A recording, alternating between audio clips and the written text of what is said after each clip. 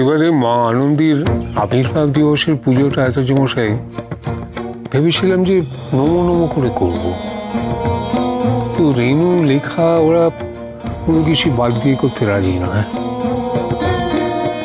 কি করে বাদ দিই বলুন তো? আচার্য মশাই, আপনি তো সবটাই জানেন, নতুন করে আর কি বলবো? যে মানুষটা সব দিকে খেয়াল রেখে পুজোটা করতে পারতো সেই আজ মৃত্যুর সাথে পাঞ্জা লড়ছে। আমাদের তো উচিত তার জন্যই নিষ্ঠা ভরে পুজোটা করা, ঠিক যেভাবে সে পছন্দ করে, তাই না বলুন? হ্যাঁ আচার্য মশাই, আমরা সবাই ঠিক করেছি মায়ের সামনে আমরা ভক্তি গীতি গাইব। কথা যেমনটা চেয়েছিল ঠিক তেমন ভাবেই আমরা সবাই মিলে মায়ের কাছে কথার মঙ্গল কামনা করব, যাতে তাড়াতাড়ি মেয়েটা সুস্থ হয়ে বাড়ি ফিরে আসে।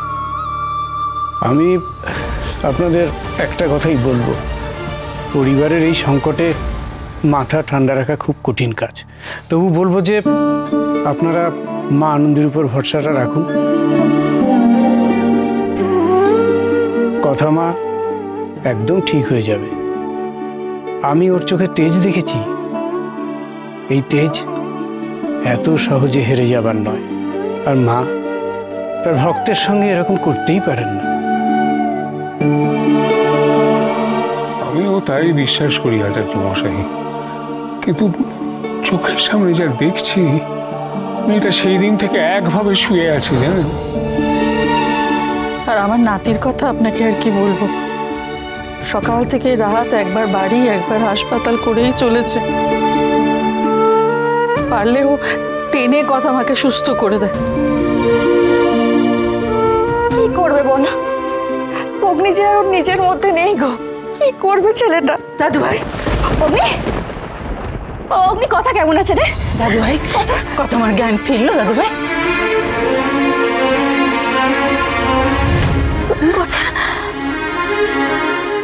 কথা আগের মতোই আছে, একই রকম। শোনো না দিমা, মা তোমরা একটু বিঘ্নকে বোঝাও না, কেমন করছে ও বড় বৌদি, তুমি তুমি অগ্নিকে বোঝাও না গো, তুমি বোঝালে ও ঠিক বুঝে যাবে। দেখো তুমি বোঝাও না একবার। আসলে কি জানো তো, স্বজন হারানোর যে কি ব্যথা সেটা আমি খুব ভালো করে জানি। আর আমি এটাও বুঝতে পারছি যে অগ্নিব সেই ভয়টা, সেই ব্যথাটাই পাচ্ছে। কিন্তু কিন্তু কথা মায়ের মতো মেয়ের তো কোনো ক্ষতি হতে পারে না।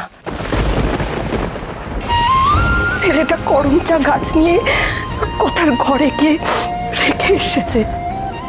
ওর বিশ্বাস যে ওই গাছে নতুন পাতা আসবে আর কথা কথা সুস্থ হয়ে সুস্থ হবে তো, হবে, সুস্থ হয়ে উঠবে।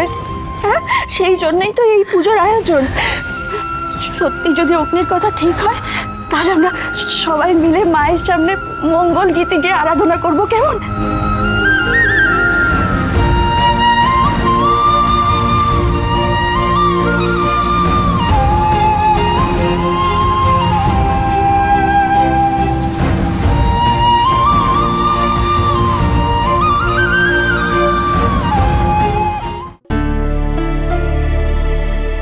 পিপি, এই যে এই গানগুলো তোমরা করবে বলছো না, এই গানগুলো কথার কাছে গিয়ে কথার সাথে করলে হয় না? কি বলছিস বাবা, আমি কিছু বুঝতে পারছি না। কথার সাথে কি? কথা তো গাইতে পারবে না। তুমি বুঝতে পারছো? আমি বুঝতে পারছি, তোমরা বুঝতে পারছো না। আরে কথা গান গাইতে পারবে না আমি মানছি, কিন্তু গান শুনতে তো পারবে। ওর তো এইসব গান ভালো লাগে। আমি বলছি মেজমা, ওই গানগুলো শুনলে না ঠিক ঠিক উঠে বসবে। দেখো ওরা ও জেদ করে করছে, এসব আমার থেকে বদলা নেওয়ার জন্য করছে। অগ্নি অগ্নি শান্ত, কথা এরকম মেয়ে নয় রে। ওর মনে কারোর জন্য কোনো প্রতিশোধ জমা নেই, আর তোর জন্য তো নয়। আরে তুই জানিস না ছোটকা, ও সব করতে পারে। আসলে কি জানো তো, জানো তো ঠাম, ও না ও আমার পরীক্ষা দিচ্ছে। আমি ওকে বন্ধু বলেছি তো, ও ও আমাদের এই বন্ধুত্বের পরীক্ষা নিচ্ছে জানো তো পিপি। দেখতে চাইছে যে আমার মধ্যে কতটা পেশেন্স আছে, আমাদের এই বন্ধুত্বে কতটা পেশেন্স আছে, সেটাই ও দেখতে চাইছে। ও তো আমাকে ইম্পালসিভ ভাবে, কিন্তু ও জানে না যে আমার মধ্যে কতটা পেশেন্স রয়েছে, আমার বন্ধুত্বে কতটা জোর আছে। ও অগ্নি অগ্নি কথা এসব জানে রে, বোঝে, তোর পালস বোঝে, তোর পেশেন্স, কিন্তু তোরা দুজনে যেটা বুঝিস না না সেটা হচ্ছে ওর প্রতি তোর প্যাশনটা। ও বোঝে না, তুইও বুঝিস না। আমি তোকে বলছি কথা কথা ঠিক হবেই, ওকে ওকে তো ঠিক হতেই হবে, ঠিক হয়ে যাবে। দেখ এরপরে ওরা বলবে যে ওরা শুধুই বন্ধু।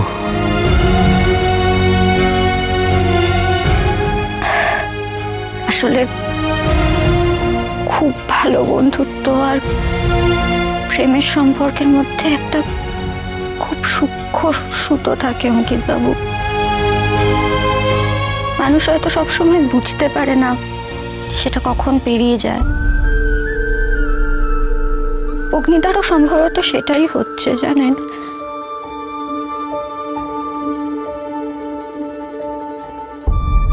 তিমির, ওকে বসতে বলো।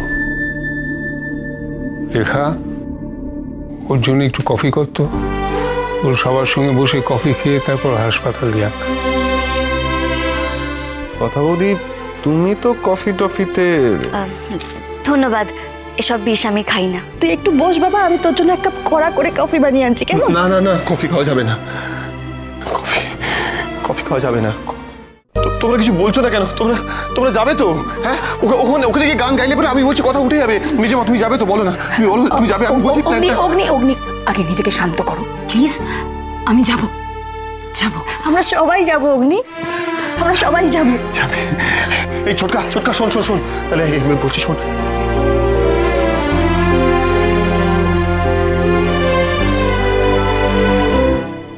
ও কর্তামশাই, কি বুঝলে? পাচক বড্ড বিচলিত কথা মাকে নিয়ে। ও খুব আহত হয়েছে জানো রেনু। ওকে তো এরকম কোনোদিন দেখিনি আমরা। তবে কেউ কেন বিচলিত হয়, কেন আহত হয়, সেটাও বোঝেনি বোধহয়।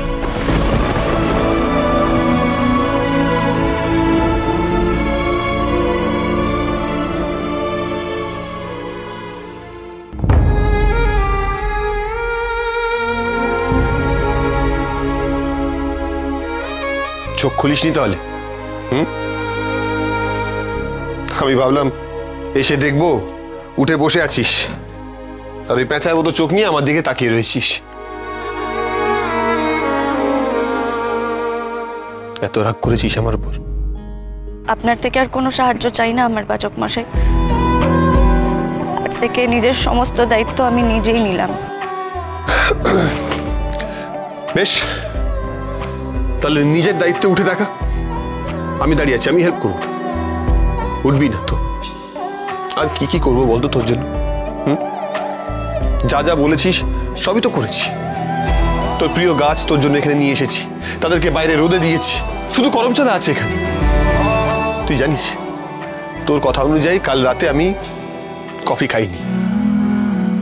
কি যেন বলতিস তুই? বিষ খাইনি কালকে আমি। কফি খাওয়া ছেড়ে দিচ্ছি, বাংলায় কথা বলছি, গাছের যত্ন নিচ্ছি। আর কি করলে উঠবি বলতো? আর কি কি করতে হবে আমাকে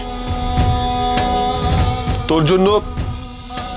তোর এই প্রিয় করমচাঁদা, তার টেক কেয়ার আমাকেই করতে হচ্ছে। দেখ, জল দিচ্ছি, সার দিচ্ছি, আর কি কি করবো কে জানে। আমি যাব না পাচক মশাই।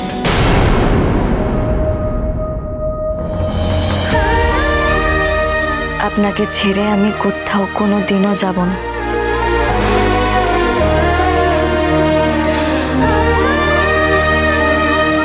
ওই যে বুলেট শেলটা পাওয়া গেছিল, তার থেকে কিছুটা ক্লু পাওয়া গেছে।